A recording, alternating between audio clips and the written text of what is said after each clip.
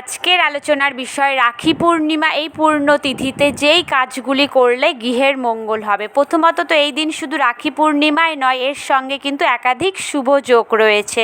শশ যোগ, বুধাদিত্য যোগ, এছাড়াও রয়েছে লক্ষ্মীনারায়ণ যোগ এবং কুবের যোগ।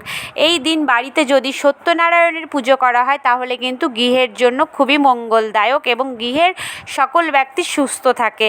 এছাড়াও এই দিন আপনারা চন্দ্রদেবকে অর্ঘ্য দান করতে পারেন, অর্থাৎ এই পূর্ণিমা তিথিতে নদীতে বা নদীর কাছাকাছি না থাকলে কিন্তু কোনো ফাঁকা জায়গায় গিয়ে কাঁচা দুধের সঙ্গে গঙ্গাজল মিশ্রিত করে চন্দ্রদেবের উদ্দেশ্যে অর্ঘ্য দান করতে পারেন।